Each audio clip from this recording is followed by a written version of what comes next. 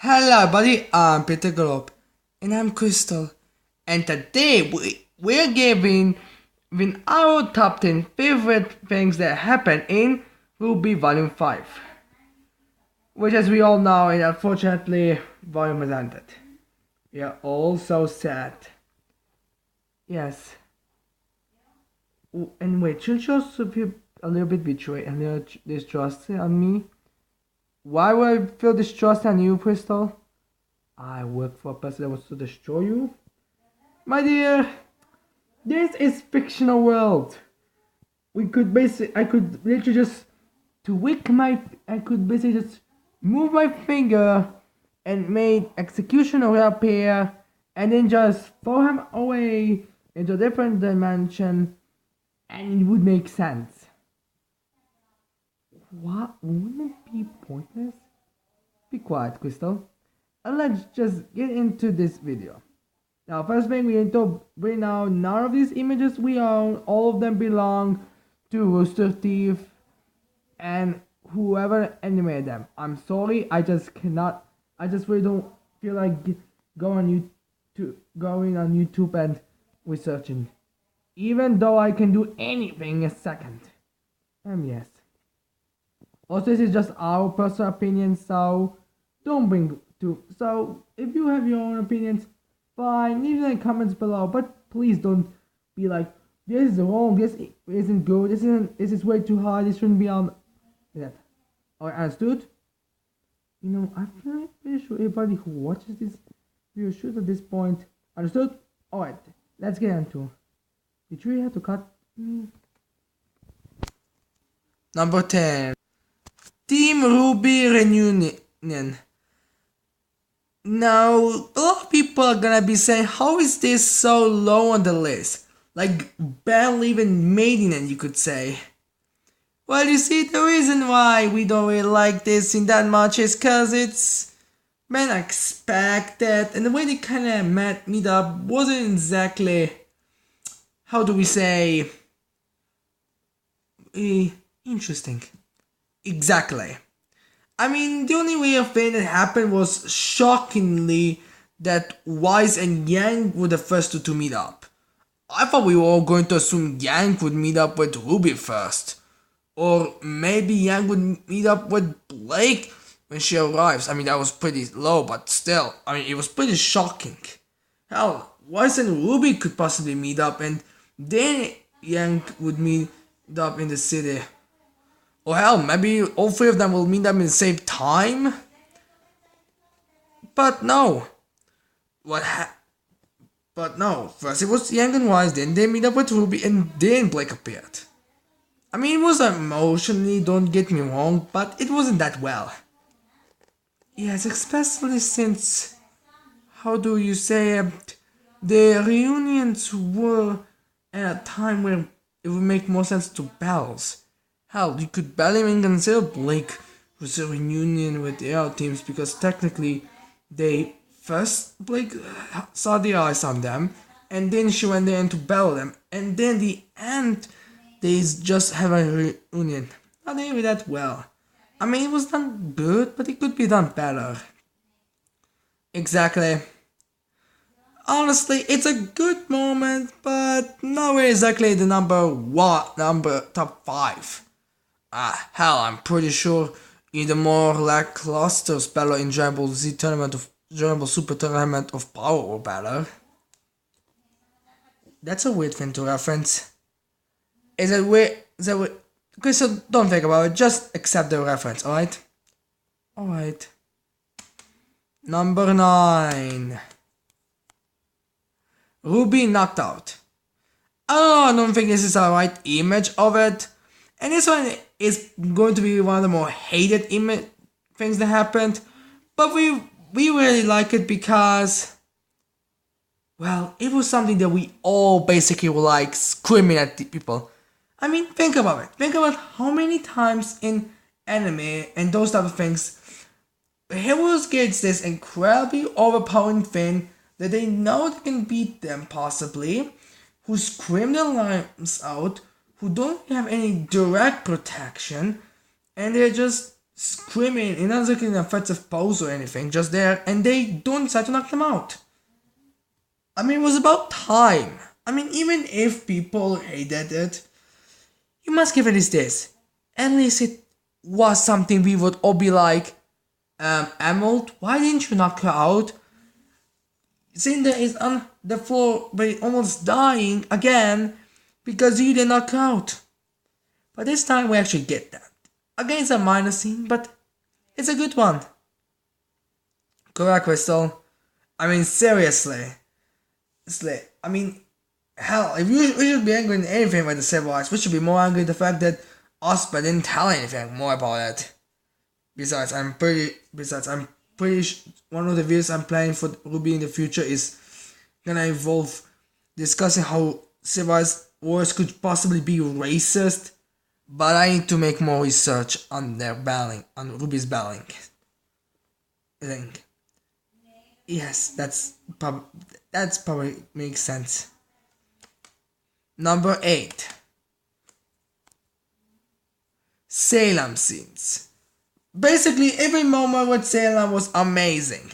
In the first, her opening, when she appears suddenly and so huge, we're showing how much more powerful she is. To her scenes in the second chapter, where she's just talking and still being reasonable and showing how, like, she doesn't trust Lion hard to even show a bit of bravery for her she's as a threat.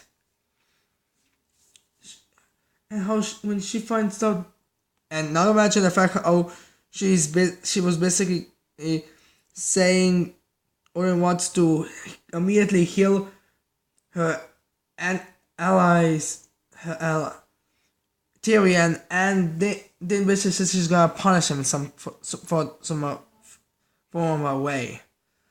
I mean, those aren't exactly that big, but the final ones were amazing. The way how Emma basically views her as a monster. I mean, it could be just unstable. It was just kind of an unstable vision. The fact that she basically view the fear that Salem infused with Emerald, and then just randomly started to form her in a terrifying way. But then, so it wasn't exactly what she intended. It was just something, the way they came out, to the way that Salem basically has the few times I actually agree with the villains defeating one of their allies or killing them for failing. Why? Why? It's because there's way too many times where main villains just eliminate one of their allies for no reason except they failed. Alright, they failed. Then do not get them in charge, just have them to be as a power link.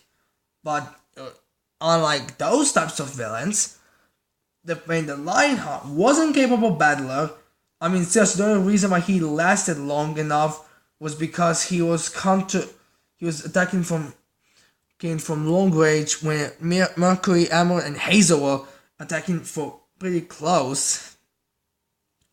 And then his Mistral position has basically been terminated, which means he has even less of a chance. So he wasn't capable of battler, he couldn't supply anything, and all of his knowledge I'm pretty sure Salem and every single other member already has. So yes, it actually made sense. I mean, come on people. But seriously, it's basically like ridiculous at this point. Agreed. But I actually agree with all of what you just saying, and also I agree, her scenes were way good, and really making her more of a terrifying presence. Also, it was great how she, unlike some other villains where they're over the top when they lose the thing, she just is like, seriously. You would think at this point people would be, you would think that this, after the success of Pickend, can you think Mistral would be easier? Like, it basically shows how long this thing has been going about this point, she's basically just more tired of this happening than angry. Yeah, that's pretty good. Number 7. Hazel hulking out, or whatever you want to call it. This was a fucking well done scene. And agreed. I mean, the way how although after it was pretty weak, especially considering the fact that Jesus still seemed like a guy who could take down all of them all by himself, but for some strange reason decided to have him push out. But still, it was just an amazing, well done scene. Like first being basically how he usually is, and then when he finds out Osman is there, and then checks to make sure, confirm it. Wow, that was like what kind of face he had, like becoming angry and then screaming, which now was pretty much what we're expecting him to do at this point, and then just not even want to take his coat off normally. He just wants to rip it apart and then just grabs them off his back and then just starts jamming them and then scream. It was just an incredible dance scene and really made him more of a powerhouse. Really, it's a good thing that we also see people with their fists. I mean, everyone with aura can easily take down humans down. So why can't he do that? Yes, it's an incredible well done scene. Too bad nothing else happened, but I guess it was reasonable. Number 6. The Spring Maiden reveal. Now this can be seen as something that was never hinted at, or badly hinted at, or very loosely hinted at. But you must admit, it was pretty badass. Because, we all assumed that Vernal was the Spring Maiden. And then when it was revealed as Raven was the Spring Maiden, it was just great. Yes, I know, right? I mean, first Cinder basically continues her domination. Basically, how flawless victory she has. And then when she finds that the Spring Maiden powers aren't even there, Raven basically throws her mask down and basically says, Vernal isn't the Spring Maiden, that I am. Those badass eyes, and the voice acting is impeccable. And it was just amazingly well done. I mean, and it was just really shown how much Raven really cared for Vernal. I mean, her loyalty was something that she couldn't even believe. I mean, we saw some other members of the Banner tribe, and we see how incompetent they are. So it's not a far-fetched conclusion that she really cared for Vernal. Well, yes, but it's just a couple seconds. It's not really that long, and it was just an incredible surprise. Agreed. But that's nothing else really to say about it. It was just a well done reveal. Number 5. Blake crying. I'm shocked to realize this is the first time I actually bring up Blake in this whole thing, except if you don't want to count the RWBY reunion. But consider the fact she's one of my favorite characters, that is shocking. Yes. No, wait, why we can pick this one? Well, this one isn't exactly that much as whole thing. If you are outsider, it's as much as me just liking it. Because I like to make fan stories, and in most of fan stories, it usually involves Blake being a damsel in distress or something like that. It's kind of weird now to think about it, but there at the end, it's not like her semblance really gives me that much of an opportunity or something like that. I don't know really, but I do kind of like it because the way that this plays out, it's with Sun and Ilya, people that Blake, well, it's kind of hard to say exactly for Ilya, but we can guess that she really cares for both of them, and she probably wouldn't mind dating. Well, I don't exactly know how she dated Elia, but it's possible. So, and then those two are basically battling over and Blake, instead of coming and helping or mail or something, she just pleads for them to stop. Like, it's just great. Well done. I mean, although you might complain about it, it's really good the fact that we actually do see how a person since a different point of view of reactions. Seriously, Blake is exactly the most plead for please stop. It's good. It's time like this when we really realize it's good. Plus, it's not like there's going to be that many other scenarios where a person, one of the main four girls that really cares about both people and doesn't want to see either people hurt, and they're clearly not straining themselves to kill each other. So it's pretty good. And also, seriously, why isn't there that of it more often, RWBY? I don't know. No, I don't exactly have as much as you say, but I guess I'm just going to agree with you. Excellent. Number 4.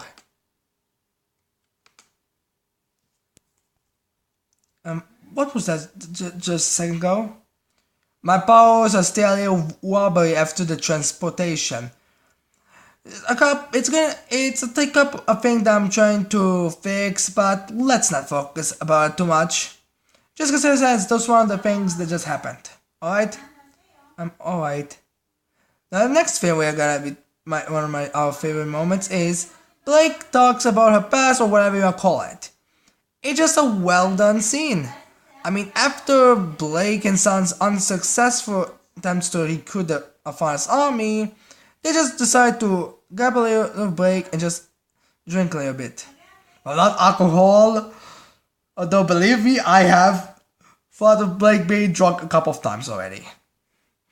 Just a little too chill.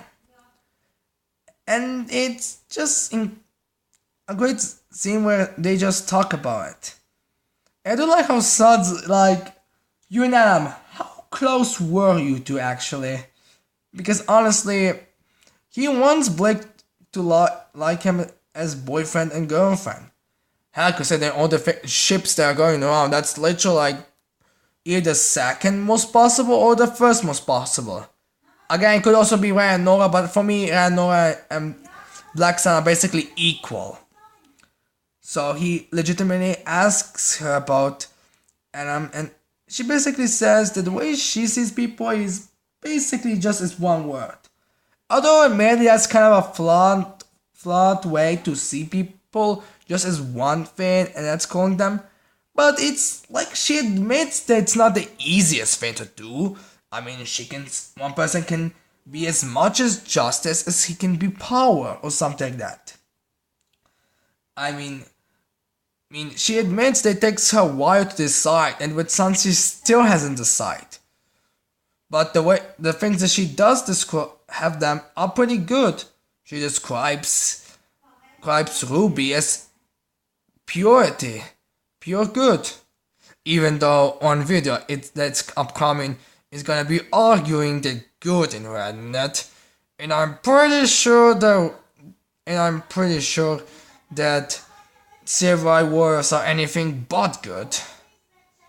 Why are you speaking like you're trying like that? Why don't you just say it normally? I don't know. I just like speaking stuff like that. Now the other things is Wise, who says that she's defiant. And when she says defiant, she means how we are supposed to be taking Disney princesses as defiant, even though it doesn't make any logical sense. Again, I'm gonna be referencing that in a video that's upcoming. And then she basically calls Yang String, which Mama Bishop posts food. Oh, I'm happy. Already making videos. Just having Blake in Ruby Chibi having in Ruby Chibi, Blake and Yang's images where Blake seems to be remotely more interested in dating Yang, and awesome. Have you noticed that in one episode of Ruby Chibi, Yang is showing enough her muscles to Blake and she's looking at them with interest? Huh. Wait, why are you saying that? A guy made the joke video about Ruby Chibi, his action, and then he had a montage of Yang and Blake's more, scenes that make look more romantic, like Blake being a more sexy pose and winking to her, and then showing her, and then when Yang uses Blake as a weight, and she's basically touching Yang's butt.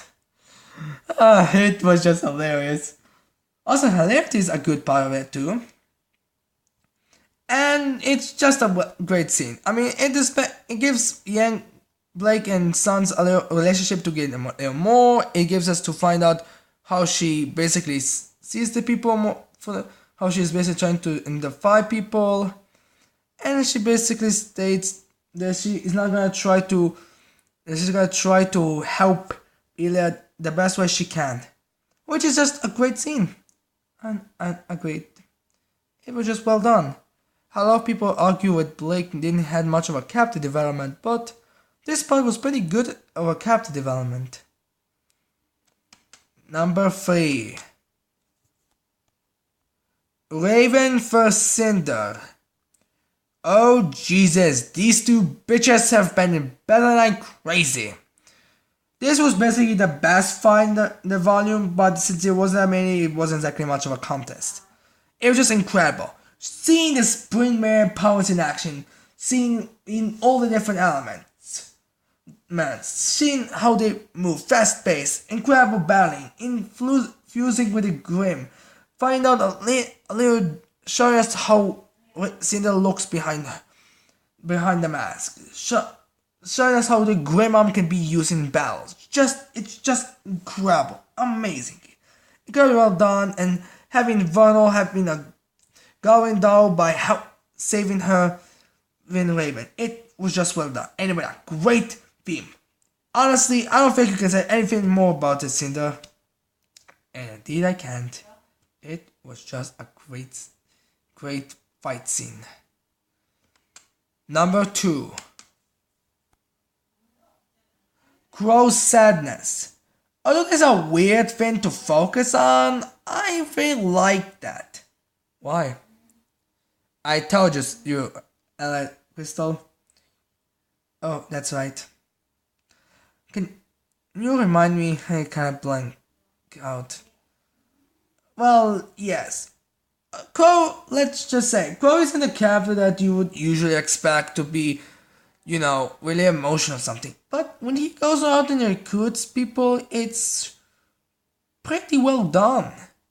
I mean, he goes around, he asks for people. I mean, first he's frustrated in incredible ways that none of people he can trust and is possibly very good friends with basically can be either found or seen. Then at the end of his search, he basically goes to this one of his house, and then he sees her husband and her daughter.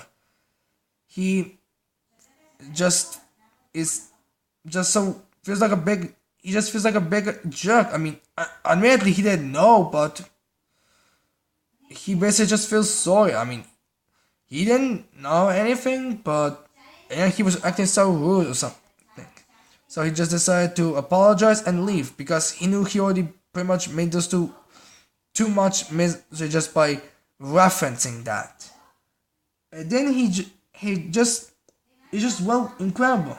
And then he basically takes a drunk but says this one is something that he should go through with it.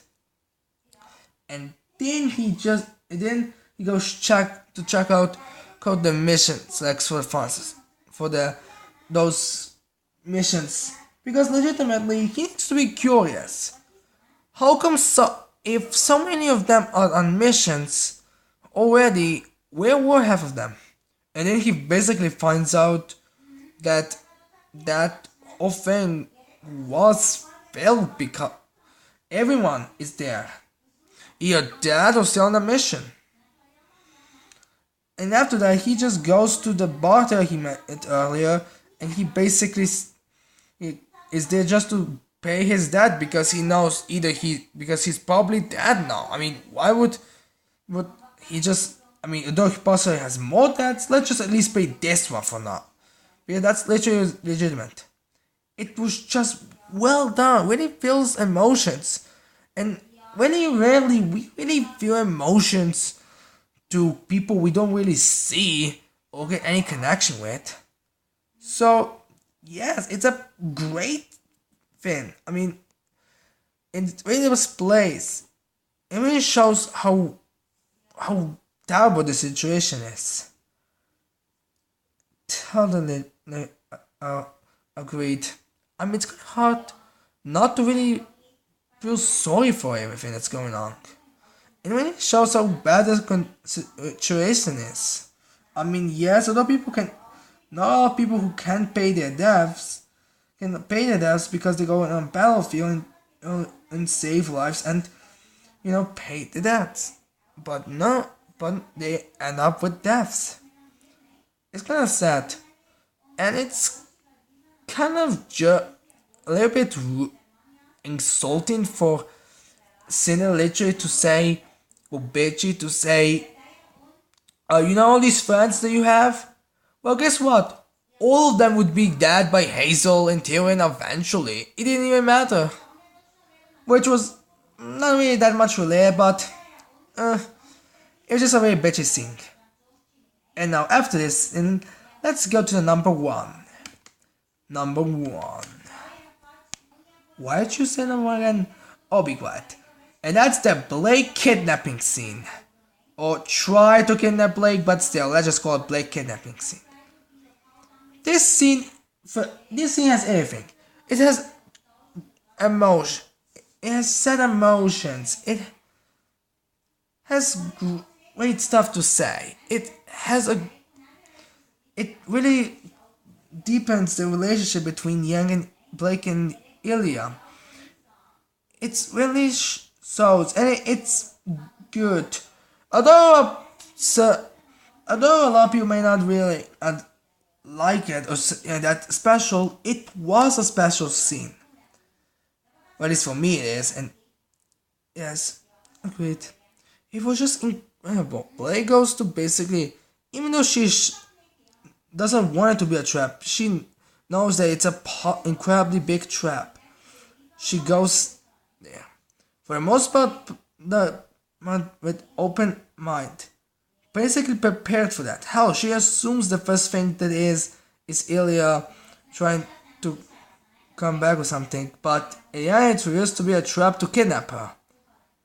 And it's just incredibly emotions, the reactions.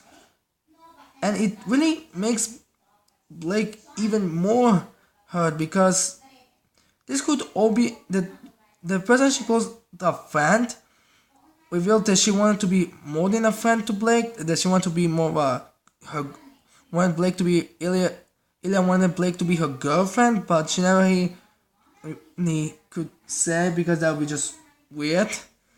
But then she just cannot.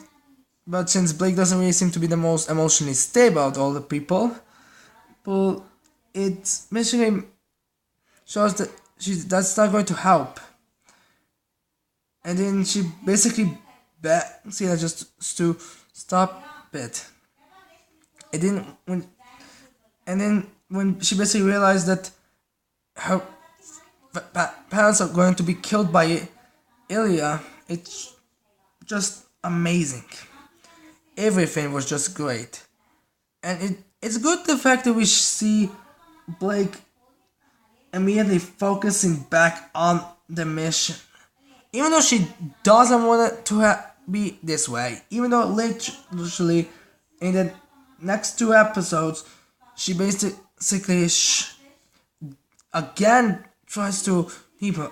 Basically, when I think she just tries, and even so, it's not completely feels because it's great. I mean, it's just good scene. I don't know if I can say anything more about it. Yes, totally agreed. We get introduced to new funness, we get basically everything we would want. And it's not that many things to say more, they were just a great dancing. Now, now as we all know, these are just our personal opinions. We would love to hear what you guys think. Leave in the comments below and tell us. Also, suggest if you want us to do anything in future or me, or if you want Talia. I don't want Talia to be appearing. You can leave in the comments. And that's it. I cannot wait. I hope you like this video. I hope you're gonna leave a like and subscribe to my channel for more videos in future. Bye. Bye.